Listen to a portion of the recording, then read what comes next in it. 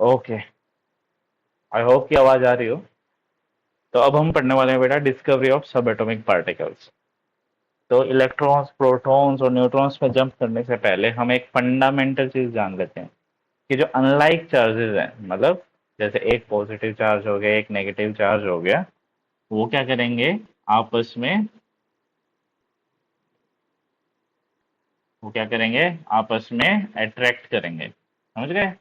और जो like charges हैं वो क्या करेंगे, रिपेल करेंगे। Just like in the cases of magnet. ठीक है, जो चार्जेस हैं वो भी उसी तरीके से बिहेव करते हैं जैसे मैग्नेट्स में नॉर्थ और साउथ पोल क्या करते हैं आपस में अट्रैक्ट। और अगर सेम पोल्स हो गए, जैसे नॉर्थ और नॉर्थ है, वो क्या करेंगे आपस में रिपेल करते हैं। वैसे चार्जेस में भी है, जो पॉजिटिव और पॉजिटिव चार्ज है वो क्या करेंगे, रिपेल करेंगे। Negative negative repel, negative positive attract, समझ गए। तो ये तो था एक बेसिक कॉन्सेप्ट। अब हम बात करते हैं कैथोड रे ट्यूब एक्सपेरिमेंट के बारे में। तो जो इलेक्ट्रॉन्स की डिस्कवरी है बेटा, उसका जो रास्ता जो है ना, वो कैथोड रे ट्यूब एक्सपेरिमेंट से ही होके जाता है। और ये एक्सपेरिमेंट किसने किया था, माइकल फैराडे ने। तो माइकल फैराडे ने बेटा 1830 में क्या एक एक्सपेरिमेंट किया था और ये बताया था कि जब हम किसी सॉल्यूशन के थ्रू इलेक्ट्रिसिटी को पास करते हैं, एक इलेक्ट्रोलाइट के सॉल्यूशन के थ्रू जब हम इलेक्ट्रिसिटी को पास करेंगे, तब क्या होगा, जो मैटर है वो किसी इलेक्ट्रोड से तो लिबरेट होता है और किसी इलेक्ट्रोड पर जाके डिपॉजिट होता है। ये किसने बताया था, Michael Faraday. When electricity is pass through a solution of an electrolyte, chemical reactions occur at the electrodes which results in the liberation and deposition of matter at electrodes। समझ गए। ये कहा था माइकल फैराडे ने 1830 में। तो इसके बाद बहुत सारे जो साइंटिस्ट थे उन्होंने खुद भी कैथोड रे ट्यूब एक्सपेरिमेंट करने चालू कर दिए। और ऑब्वियसली माइकल फैराडे ने तो कंटिन्यू ही किया होगा। तो 1850 में उन्होंने क्या किया, अपना एक्सपेरिमेंट कंडक्ट चालू किया। ठीक है, एक्सपेरिमेंट स्टार्ट किया। उन्होंने क्या लिया, एक कैथोड रे ट्यूब ले ली। एक तरफ क्या होगा, कैथोड होगा। ठीक है, जैसे यहाँ पे दिख रहा है, यहाँ पे क्या है, कैथोड है। यहाँ पे क्या है, एनोड है। ये कैथोड रे ट्यूब है। और ये क्या है, एक हाई वोल्टेज जनरेटर है, मतलब एक सिंपल एक वोल्टेज का सोर्स है, समझ गए। ये क्या है, वैक्यूम पंप है, जिसका हम यूज किस लिए कर रहे हैं, ताकि हम जितनी भी इसमें गैसेस हैं उसको निकाल सकें। तो जो बेटा ये एक्सपेरिमेंट्स होते हैं, मतलब ये वाला जो एक्सपेरिमेंट है, इसमें हमें ऐसी कंडीशन चाहिए थी जिससे कि जो कैथोड रे ट्यूब के अंदर प्रेशर है वो क्या होना चाहिए, बहुत ही ज्यादा कम, वेरी लो प्रेशर। और वोल्टेज क्या होना चाहिए, हाई होना चाहिए। क्यों, क्योंकि बेटा जो इलेक्ट्रिकल डिस्चार्ज होते हैं ना गैसेस के थ्रू, हम उनको तभी दे सकते हैं जब ये कंडीशंस हो। ठीक है, इलेक्ट्रिकल डिस्चार्ज को देखने के लिए हमें लो प्रेशर और हाई वोल्टेज चाहिए होता है। तो जैसे ही हमने वोल्टेज का सोर्स लगाया, तो क्या होगा, करंट फ्लो करना चालू कर देगा। Current starts flowing through a stream of particles moving in the tube from negative electrode to positive. Negative कौन सी होती है, कैथोड। पॉजिटिव कौन सी होती है, एनोड। तो यहाँ पे ये कह रहा है कि जैसे हमने वोल्टेज चालू किया तो करंट फ्लो होना चालू हो गया फ्रॉम कैथोड टू एनोड। अब जो ये करंट है बेटा, इसको क्या है, ये कैसे फ्लो करता है, स्ट्रीम ऑफ पार्टिकल्स के थ्रू फ्लो करता है। और इन्हीं इसी स्ट्रीम को हम क्या कहते हैं, कैथोड रेज क्या कहते हैं, क्या कहते हैं, कैथोड रेज। समझ गए। चलो, अब ये जो कैथोड रेज है बेटा, वैसे तो ये नेकेड आई को, मतलब ह्यूमंस की आईज को विजिबल नहीं होगा, तुम ऐसे ऑब्जर्व नहीं कर सकते। तो हम कैसे ऑब्जर्व करेंगे, हमने क्या किया, जो एनोड थी ना हमारी, जो ये एनोड थी, उसमें होल्स कर दिए।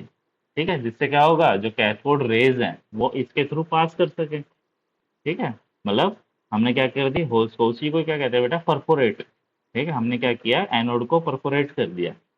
ठीक है, और एनोड के पीछे जो जगह थी ना, उसको जिंक सल्फाइड से कोट कर दिया। जिंक सल्फाइड क्यों, क्योंकि बेटा जिंक सल्फाइड जो है वो एक फॉस्फोरेसेंट मटेरियल होता है। मतलब ये जब इस पे इलेक्ट्रॉन्स हिट करते हैं तब वो ग्लो करता है।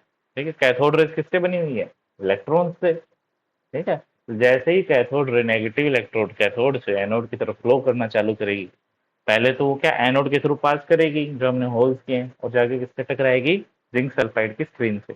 और जैसे ही जिंक सल्फाइड से टकराएगी वो क्या करेगी, ग्लो करेगी, जिससे हम देख सकेंगे कैथोड रेज को। समझ गए। चलो, ठीक है बेटा। तो अब ये जो तुम देख रहे हो ना, ये क्या है, कैथोड रे ट्यूब एक्सपेरिमेंट ही है। ठीक है। इसमें क्या क्या है, ये जो तुम्हें ग्रीन ग्रीन दिख रहा है, ये किस लिए दिख रहा है, क्योंकि ये एक जिंक सल्फाइड की कोटिंग है एनोड के पीछे, जो कि जब इलेक्ट्रॉन्स उसको हिट करते हैं तो क्या वो ग्लो करती है। ठीक है। तो ऐसे हम सीआरटी एक्सपेरिमेंट करते हैं। चलो ठीक है। अब हम आते हैं क्या क्या इसमें से हमने रिजल्ट्स, मतलब जो फेराडे थे उन्होंने क्या क्या रिजल्ट्स बताए इसमें। सबसे पहले, कैथोड रेज कहाँ से कहाँ पे ट्रेवल करती हैं, कैथोड से एनोड तक। दूसरा, जो ये रेज है ये खुद में विजिबल नहीं होती, तो हमें क्या चाहिए होता है, एक फोस्फोरेसेंट मटेरियल चाहिए होता है, जो कि क्या हो गया, जिंक सल्फाइड। ठीक है। यही चीज बेटा किसमें यूज करती है, जो पुरानी टीवी स्क्रीन आती थी, याद हो तो, है ना, उसमें क्या होता था, एक कैथोड रे ट्यूब ही लगी रहती थी।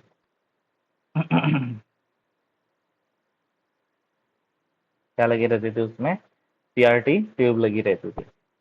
तीसरा, जब हम इसमें कोई भी इलेक्ट्रिक या मैग्नेटिक फील्ड की एब्सेंस में, कोई भी यहाँ पे इलेक्ट्रिक फील्ड नहीं लगा रखा या कोई मैग्नेटिक फील्ड नहीं लगा रखा, तभी ये जो कैथोड रे ट्यूब है ना, जो कैथोड रेज है, ये क्या करेंगे, स्ट्रेट, ये दिख रहा है ना, बिल्कुल स्ट्रेट जा रही है।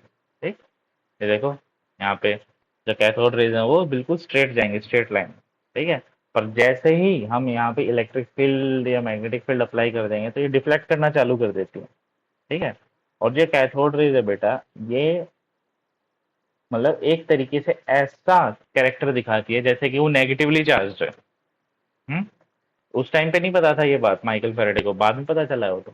पर ये इस तरीके से बिहेव करती है जैसे कि नेगेटिव चार्ज है। सबसे क्यों, क्योंकि ये कहाँ पे फ्लो कर रही है, किसकी तरफ फ्लो कर रही है, एनोड की तरफ। एनोड पे कैसा चार्ज होता है, पॉजिटिव चार्ज। और पॉजिटिव चार्ज की तरफ कौन अट्रैक्ट होगा, नेगेटिव चार्ज। मतलब ये कैसे बिहेव करती है, नेगेटिवली चार्ज पार्टिकल की तरह बिहेव कर रही है, जिसे हम अब क्या कहते हैं, इलेक्ट्रॉन। समझ गए। तो इन सब चीज़ों से हमें एक ही कंक्लूजन मिलता है कि जो इलेक्ट्रॉन्स है वो क्या है, बेसिक कॉन्स्टिट्यूएंट है एटम की। मतलब एटम जो किससे बना हुआ है, इलेक्ट्रॉन से बना हुआ है। समझ गए। चलो।